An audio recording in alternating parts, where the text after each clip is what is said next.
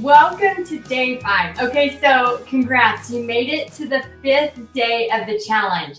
So I want you to pat yourself on the back because a lot of people sign up for challenges, but they don't complete them. So I just want to say, if you're here, good job. And I can't wait to finish this project with you. So I know in the description, I want you to put, there's in the comments, if you'll put in the comments, what has been your favorite part about this whole challenge. Just put in the comments what has been your favorite part.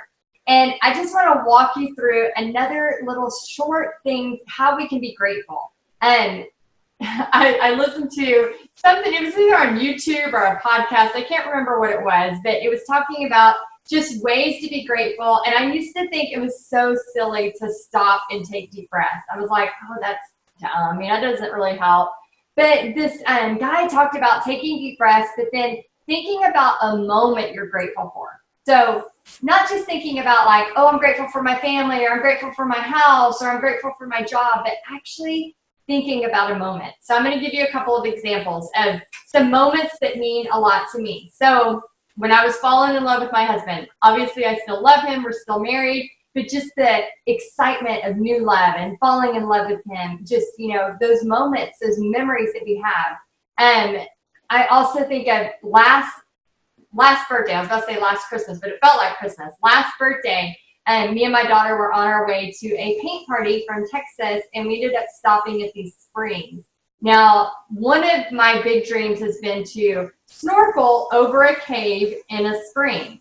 Well, I didn't even know there was a cave at the spring. We stopped to swim, and I kept seeing everybody look down, and I was like, what are they looking at? And I didn't have goggles, so I asked to borrow some goggles from one of the guys that was swimming by me. And I said, can you shoes on for just a second? Like, I just need them for a second. And I put the goggles on and I looked down and I was like, oh my gosh, there's like a drop off. I was on top of like this cave that dropped for over 100 feet. And it was the coolest feeling. It felt like I was flying, and I was just screaming underwater, and I was freaking out, and just this feeling of like, oh my gosh, I can't believe I'm doing this. And not only am I doing this, but it's on my birthday and it's a dream come true. And just that feeling of like thankfulness. So I know it's going to be just a little weird because, again, I think it's a little weird too, but it is really, really helpful. Okay. So I'm going to have you close your eyes and take 3 deep breaths. And while you're taking those 3 deep breaths, I want you to think about a moment. Not just anything. Remember, this is all about words are powerful and surrounding ourselves with pray big and words that mean something. But if we have all these wonderful words surrounded in these beautiful painted prayers, but we're not taking a minute to just breathe and just be thankful for everything that God has given us and the moments that matter, that we want to replicate, that we want to duplicate, that we want to have in our life again, then none of it matters. Okay, so let's do the little dorky thing. I know, but I love it. I can see myself fast forwarding in a few years and just being totally into this. So I'll probably look back on this video and be like, oh my gosh, I can't believe I thought that was weird. But I'm sure some of you already do this, practice already. But when we're doing this again, I want you to think about a moment that you're grateful for. Not just my kids, my family, whatever, but a moment. All right, let's do it. Okay, breathe in. Breathe out. Slow breath in. Slow breath out. And on this last one, in these few moments, I'm going to let you think about your memory, and I'm just going to be quiet for a minute. So let's just be quiet and think about the memory.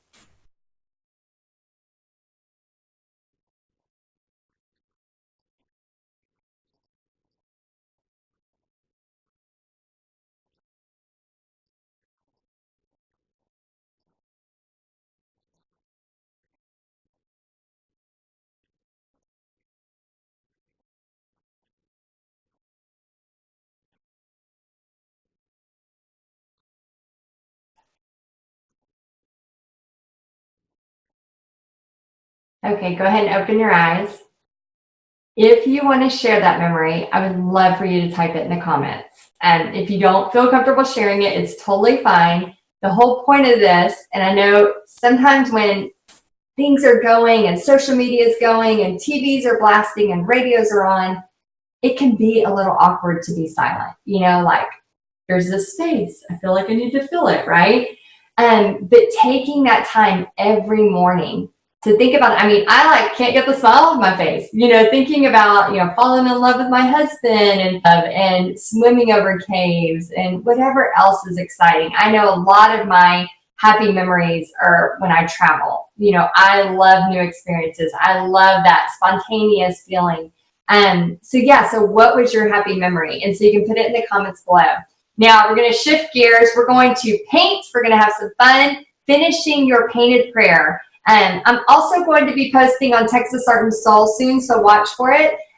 For y'all to share your painted prayers. I'll do a post that says, you know, something like, hey, have you done a painted prayer yet? Make sure to share yours. So if you have completed this challenge, which you are, make sure you post that. I would also love if you would send me a private message on Instagram at Teach a Paint Party and show me the picture. Send me the picture of it. I would love that. And my Instagram is at Teach a Paint Party. So let's go ahead and get started and finish our painted prayer. So this stage, we are taking out the little pieces.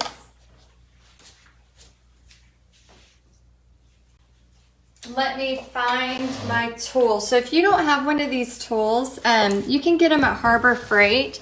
But basically you just you can get floss picks. So if you don't have this, you could do floss picks. If you were freehanding, then you don't have this issue at all.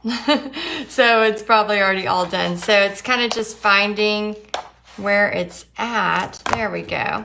And then the words start to come together. So, how did y'all like that little breathing exercise? Let me know in the comments if you like that. I think it's so important. I mean, you know, I really struggle with anxiety a lot. And it, you know, it didn't start until probably my mid-20s. I'm almost 40 now. Man, listen, they're stuck. It's best to get them while they're a little bit wet. I let this dry overnight, so that was my fault. So if you can get it while it's a little bit wet, it's just, you don't want to pull it off and it touch your lettering. So usually at a paint party, when I'm teaching this to a paint party, I will have them let it dry for 5 minutes and then I'll have them pull it. So yeah, it's definitely not good to have it dry that long, but anyway, what I was saying is, you know, I think it's good to do that kind of breathing exercise because I mean, it just helps in general, you know. I used to think that was so dorky to like stop and take deep breaths. I was like, that is just dumb, you know. I just wasn't really raised that way. And now when I do it, I'm like, oh my gosh, this really makes a difference. So you know, especially with anxiety or depression or fear, whatever you're going through, you know, it's just so important to stay above it, stay on top of it, constantly feeding your soul with words of encouragement and your mind with, you know, things that are going to bring positivity, because, you know, it's not a matter of if something is going to be bad or if something doesn't go right in our life. It's a matter of when. You know, it all happens, and we all have different times in our life. I think, you know, especially in my immaturity when I was younger, you know, I would think I'm going through the worst thing right now. You know, it's all about us and it's all about that. But when you look around, really every single person is going through something. It just depends on what part of the roller coaster they're on right now. You know, are they at the low part and they really need somebody to help pick them up? Or are they at the high part where, you know, everything's smooth sailing right now? I think, you know, so many times we could be that person who just, and again, I think I was like that when I was younger, where I thought, you know, and I'm just grabbing a lighter color to add to it. You know, when I was younger, just thinking that, like, you know, they can't have it as bad as me. You know, very self-centered. It's just, you know, a maturity thing, I think, too.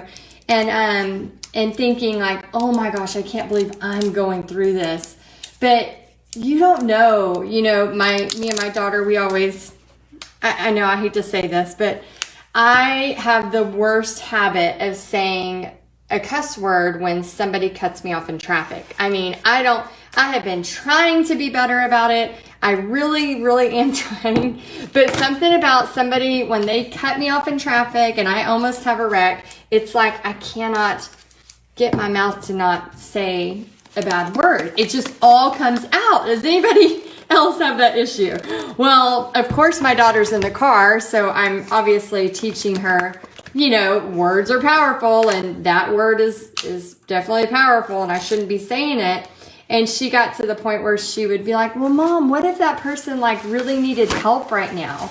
And she would kind of help me to see the difference of, it's okay. Like, they might have cut me off, but what are they going to? What if they have something else going on? Because again, our immaturity tends to think that we're the only ones that have problems right now.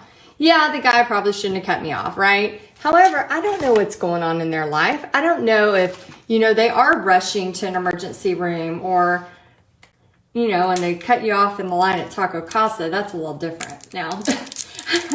my cuss word might stay out, but I'm just kidding. But it's just a matter of like knowing that it's not always about us, and there's other things in this world that are happening that we don't know about, and to have that sense of I guess where you're not so self-involved, that you can see that everybody has something. Everybody, no matter what stage we're at, everybody has something going on, and that our words are powerful, and that we could, we could help people or we could hurt people. It's our choice with our words. So I hope y'all like that little exercise. I'm gonna start putting it on my timer as like a little thing to remind me to do every day. I'm just trying to open this if you are wondering what this is about. So if you have what happened to me just now, when I pulled stuff up, see how there's little pieces? I'm just cleaning some of those up. So all I'm doing is just taking a small brush, and not that pink, so I can't open it. Let me see if I can open this other one. Oh, yay, it opened. Okay, so this one is Peacock Teal. It's a really great color.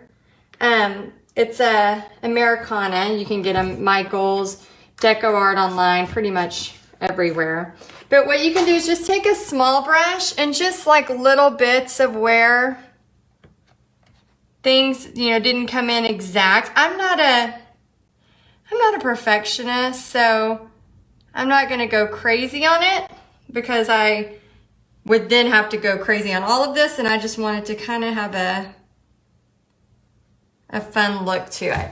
Okay, so that one's going to make it.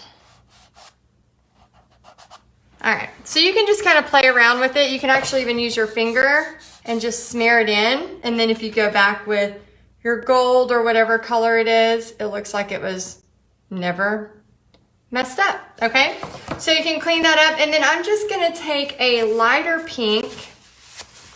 Well, let me get this one little section. Here we go. I'm just gonna take a lighter pink and just add some little touches to it.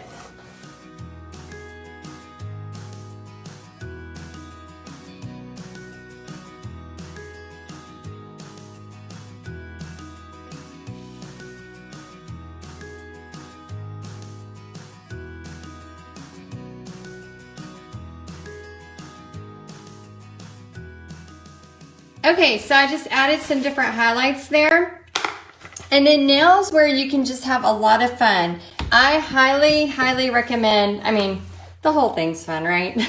I highly recommend glitter. If you haven't used glitter before, it's not like you can use the shake glitter, but we're not allowed to have it in our house anymore. We had a glitter disaster happen, and I thought my husband was gonna burn the house down. He was so angry. He doesn't mind that glitter is in the art studio, but when it starts getting in every single room in the house, he kind of flipped. So we had a little glitter disaster. So this right here is just it's a Craft Twinkles brush on glitter.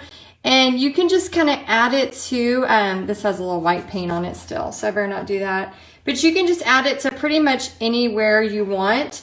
And then it just gives it a little bit of a sparkle. So you could add glitter. You could also take, you know, things like this to add just some extra. This is a bright turquoise luster. It's a metallic luster. And my favorite thing to do with this, and I do this with my mermaid tails, is I like to take it and make it really thick and then just kind of play around with it and just have some fun with it. And it's really, I don't know, it just feels so good whenever it's on your hands. And I just like to like put it on the canvas and just have some fun with it. And you can get those in different colors. And again, that's what I use for my mermaid tails. So, so now all that's left after I add my glitter, if I want to put some of this, if I want to put some black on there, I could actually highlight black and have every other one, but I kind of like it. So what is the final step of this is just putting your initials. So you just find a place, and I usually go in the bottom right, and I just kind of sign my initials. And then on the back, you could put the year if you wanted. And then of course, take a picture of this. So I know some of y'all are, have been posting in the comments. If you would post in the comments, what your favorite part of the whole Painted Prayers series was. So please post in the comments what your favorite part was. And then I'm also going to share just a little bit more about how to kind of, maybe you want to take this and actually teach this at a paint party. I'll share a little bit more about that right now. So I'm so glad you were here. Okay, so you're finished. Again, congrats. Congrats for finishing this challenge. So I just want to say thank you so much for being a part of it. Thank you for commenting, for messaging me, for subscribing to my YouTube. Hopefully you found some great stuff. And my website, if you head over there, I have a free gift. You can get all about teaching paint parties. So if you did this process, maybe you're a beginner and you're thinking, this was so much fun. I mean, you don't have to be this serious fine artist to teach a paint party and to teach painted prayers. And I have some of my biggest events as a painted prayer event. So I want you to be successful. So as my gift to you, if you head on over to my website, texasartandsoul.com, the very first page of my website, you're going to see a place to get 5 reasons why you should teach a paint party. And then in that, it's going to give you a video. And I think it also gives you the ebook for free as well. If not, you can get my ebook on my website. I sell it there. And then if you have any questions about anything teaching paint parties, you know, check out my shop. I have some courses. And then a couple of times a year, I open up my favorite thing ever, Paint Party Headquarters. And that's where we have women from all over the world teaching paint parties. And we're all sharing ideas, and just, it's amazing. I give tutorials every month and social media tricks and tips and all the goodness. But again, that's only open a couple times a year, but you can get on the wait list on my Texas Art and Soul page. So I would love to continue getting to know you more. I hope this doesn't end our friendship, and I hope that we continue getting to know each other through, you know, all the social media channels out there. And guys, I cannot wait to see your painted prayer. So please make sure you send me a picture of it at Teach a Paint Party on Instagram, and I would love to see it and showcase it. All right, guys, I hope y'all have a great day. I hope you loved painted prayers, and I'll see you on the next one. Bye, guys.